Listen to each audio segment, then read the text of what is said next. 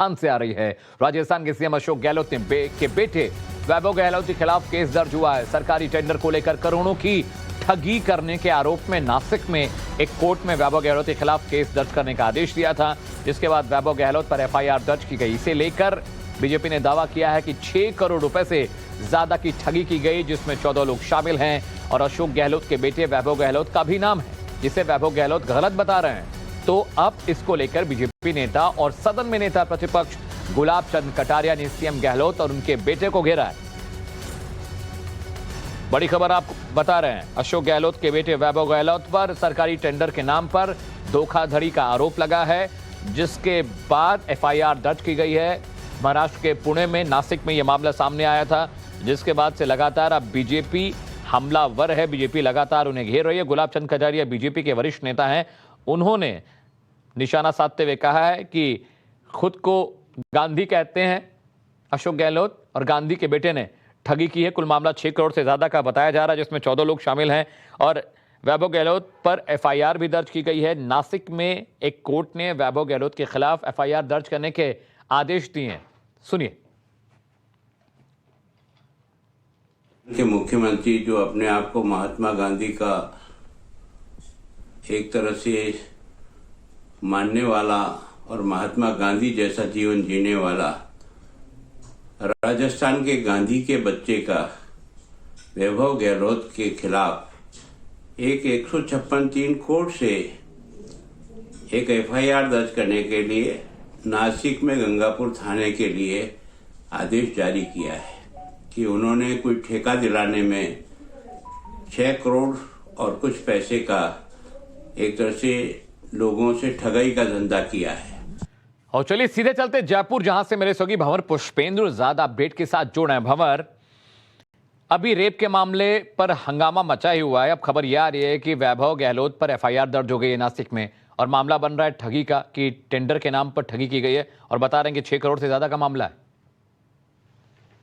देखिए, जिस तरह की एफआईआर सामने आई है और एफआईआर के अंदर ये बात सामने आई है कि ई टेंडर के नाम पर जो ई टॉयलेट्स होते हैं, पर्यटन विभाग में जो ई टॉयलेट्स थे, उनके टेंडर के लिए 6 करोड़ 80 लाख रुपए का मामला बताया जा रहा है, जिसमें वैभव गहलोत के अलावा अन्य 14 लोगों के नाम भी शामिल हैं।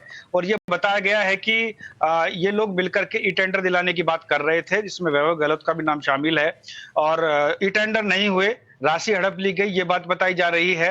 मामला चूंकि नासिक के पास गंगापुर थाने में दर्ज हुआ है और वैभव गहलोत ने उस पर सफाई दी है कि उन्हें तो इस मामले की जानकारी भी नहीं है। तो वहीं सरकार के जो मंत्री हैं प्रताप सिंह खाचरियावास, उन्होंने अभी टाइम्स नाउ से बात करते हुए कहा है कि इस मामले में वैभव गहलोत को तो जानकारी मैं भी आपके पास लौटता हूं। शहजाद पूनावाला जुड़ रहे हैं मेरे साथ, राष्ट्रीय प्रवक्ता हैं भारतीय जनता पार्टी के। शहजाद, मुख्यमंत्री के बेटे पर इतने गंभीर आरोप लगे हैं कि टॉयलेट ई टेंडर के नाम पर ठगी की है, 6 करोड़ से ज्यादा का मामला बताया जा रहा है। देखिए, आईएनसी का मतलब इंडियन नेशनल कांग्रेस नहीं, I need corruption, I need commission, और भ्रष्टाचार इनका शिष्टाचार है, और इसीलिए ये पुत्र के व्यवहार है। और आज जहां पर भी कांग्रेस पार्टी की है सरकार, वहां पर इनको करना है बहुत ज्यादा भ्रष्टाचार। आज नासिक की कोर्ट ने आदेश दिया है कि इनके खिलाफ एफआईआर होनी चाहिए, और ये मामला जो है ये बेहद गंभीर है कि किस प्रकार से एक व्यापारी को ठेका देने के नाम पर ठगाई की गई 6.5 करोड़ से ज्यादा रुपयों की। और ये एक लौता मामला नहीं है, राजस्थान में आज 3 मामले आए सामने। ममता भूपेश कहती है ट्रांसफर पोस्टिंग में भ्रष्टाचार हो रहा है। राजस्थान में 22 करोड़ का घोटाला 84 लाख स्टूडेंट्स को डायरी देने के नाम पर हुआ है। तो हर रोज आपदा में अवसर भ्रष्टाचार का ढूंढना और भ्रष्टाचार को शिष्टाचार बनाना ये कांग्रेस पार्टी का चरित्र बन चुका है। अब सवाल ये है कि ये अशोक गहलोत के सुपुत्र पर कांग्रेस पार्टी कार्रवाई करेगी, या जैसे हर भ्रष्टाचारी को संरक्षण देने का काम कांग्रेस के हाथ का होता है तो इसको भी संरक्षण दिया जाएगा। ये राजस्थान क्रिकेट एसोसिएशन के भी अध्यक्ष है, इस पर भी जांच होनी चाहिए कि और किस किस मामलों में पुत्र होने के नाते वो राजस्थान सरकार में इस प्रकार से हस्तक्षेप करके भ्रष्टाचार के मामलों में लिप्त है। इस पर पूरी जांच होनी चाहिए और निष्पक्ष जांच होनी चाहिए। ठीक है शहजाद, आप साथ रह के वैभव गहलोत का एक बयान आया, जरा सुना दे कि अपनी सफाई में वो क्या कुछ करे, फिर मैं आपके पास आऊंगा। तो अगले साल चुनाव है 2023 में, और जैसे जैसे चुनाव नज़दीक आएंगे, अभी तो ये आरोप प्रत्यारोप, मनगढ़ंत आरोप, मनगढ़ंत एफआईआर ये सब चलती रहेंगी। जिस तरीके से मीडिया के बंधुओं से ही मुझे मालूम पड़ा और जयपुर से मालूम पड़ा कि कोई इस तरह से महाराष्ट्र नासिक के अंदर ये FIR दर्ज हुई है, मुझे भी आधार मालूम पड़े, क्या आधार है, क्या बात है, अभी तक मुझे केवल इस बारे में जानकारी है। और मैं आप सब मीडिया के माध्यम से भी ये कहना चाहूँगा कि जिस तरह से मनगढ़ंत आरोप लगाती रहेगी, पर हमारा जो जनता की सेवा है, हमने लोकसभा चुनाव यहाँ से लड़ा, हम निरंतर अपनी गति को कम नहीं करेंगे, चाहे कितने आरोप लगाएं, निराधार, चाहे कुछ भी बात करें, उनकी बातों में उनके कोई आधार तो हो, किस तरीके से वो कुछ भी आरोप लगाएं। ठीक है, शहजाद पूनावाला मेरे साथ है। शहजाद, वैभव कह रहे हैं कि चुनाव अगले साल है, इसलिए मुझ पर आरोप लग रहे हैं। महाराष्ट्र में बीजेपी की सरकार तो है नहीं। देखिए, महाराष्ट्र में बीजेपी की सरकार नहीं है और ये कोर्ट के आदेश पर हुआ है। तो क्या वो कह रहे हैं कि कोर्ट का जो फैसला है वो निष्पक्ष नहीं, वो एक पार्टी के साथ मिलकर ये फैसला दिया गया? ये तो कोर्ट का अपमान है, अवमानना है कोर्ट के फैसले की। और अगर इस प्रकार का रवैया मुख्यमंत्री के सुपुत्र का है, तो क्या निष्पक्ष जांच महाराष्ट्र में या राजस्थान में उनकी पुलिस के द्वारा या उनकी एजेंसियों के द्वारा हो सकती है? तो इसमें तो एक निष्पक्ष एजेंसी को जांच करना चाहिए कोर्ट मॉनिटरिंग के तहत। और मुझे लगता है कि अशोक गहलोत को नैतिक रूप से इसका कोई ना कोई इस पर इस्तीफा मांगनी चाहिए कि अशोक गहलोत के सुपुत्र आज भी कांग्रेस पार्टी के बड़े नेता है, वो राजस्थान क्रिकेट एसोसिएशन के अध्यक्ष है, उनके इतने महत्वपूर्ण पदों पर होते हुए निष्पक्ष जांच होना नामुमकिन है। और ये एक तो चोरी और फिर सीना जोरी वाला मामला है, कोर्ट पर इस प्रकार के अनर्गल आरोप लगाना। शहजाद, बहुत गंभीर मसला है। ममता भूपेश ने ट्रांसफर पोस्टिंग की बात पर आरोप लगाया, इसके बाद बच्चों को डायरी देने के नाम पे 22 करोड़ का घोटाला, एक गैंगरेप एक दलित महिला के साथ हुआ है, उससे भी लेके कोई कार्रवाई नहीं हुई। 15 तारीख का मामला है, अभी तक पुलिस इन्वेस्टिगेशन ही कर रही है।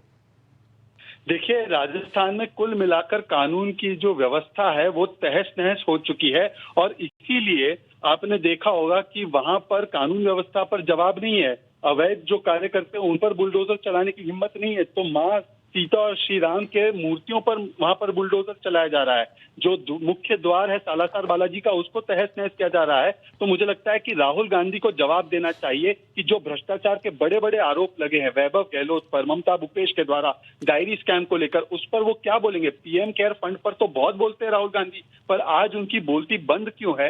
राजस्थान में जिस प्रकार की व्यवस्था चल रही है और हाथरस लॉबी जो आज है, वो एक दलित महिला का बलात्कार होता है और उनके विधायक महिला के साथ नहीं बल्कि अपराधी बचाव में लग जाते हैं। उनके विधायक जो आपके टेलीविजन चैनल टाइम्स नाउ पर आए थे, वो कहते हैं कि देखिए ये जो गिरिराज मलिंगा जी है, वो कहते हैं कि देखिए ये महिला झूठे आरोप लगा रही है। तो प्रियंका वाड्रा भी चुप है और राहुल गांधी भी चुप है, क्योंकि ये राजस्थान है। अगर ये उत्तर प्रदेश होता तो मंडली अब तक वहां पर पहुंच गई होती। बड़ी बात यह भी, शहजाद बहुत बहुत शुक्रिया आपका हमसे जुड़ने के लिए। तो बड़ी बात यह भी है कि अभी तक कांग्रेस की मंडली पहुंच गई थी उत्तर प्रदेश में, लेकिन राजस्थान का मसला है तो वहां से अभी शांति मची हुई है। अच्छा, मेरे सहयोगी भंवर पुष्पेंद्र भी मेरे साथ हैं। भंवर, 14 और लोग हैं, वो कौन कौन लोग हैं जिन पर ये आरोप लगे हैं ये टेंडर के जरिए धोखाधड़ी के?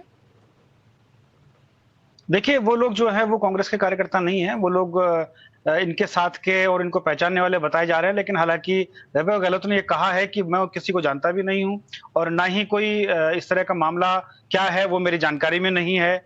कौन लोग आरोप लगाए हैं ये भी मेरी जानकारी में नहीं था। और उसके बाद उन्होंने कहा कि ये षड्यंत्र रचा जा रहा है। तो कुल मिलाकर ये कहा जा सकता है कि जिन लोगों का नाम इसमें है और वैभव गहलोत का नाम इसमें है, तो आप ये मानकर चलिए कि बड़ी चैन हो सकती है, जिस चैन के तहत ये पैसा इधर से उधर किया जाना था। और अब ये मामला चूंकि कोर्ट के थ्रू पुलिस थाने पहुंच गया है, अंडर इन्वेस्टिगेशन है। जब इन्वेस्टिगेशन में तथ्य सामने आएंगे तब जाकर इस मामले से पर्दा उठेगा कि आखिर क्या कुछ बात थी और क्यों ये सब लोग मिलकर के ये सब कर रहे थे। अच्छा भंवर, ये जो ई टेंडरिंग है टॉयलेट की, थोड़ा इसकी डिटेल बताएगा कि पर टॉयलेट कितना पैसा सरकार दे रही है और किस तरह से धांधली हुई है जिसे लेकर नासिक कोर्ट ने ये बात कही है?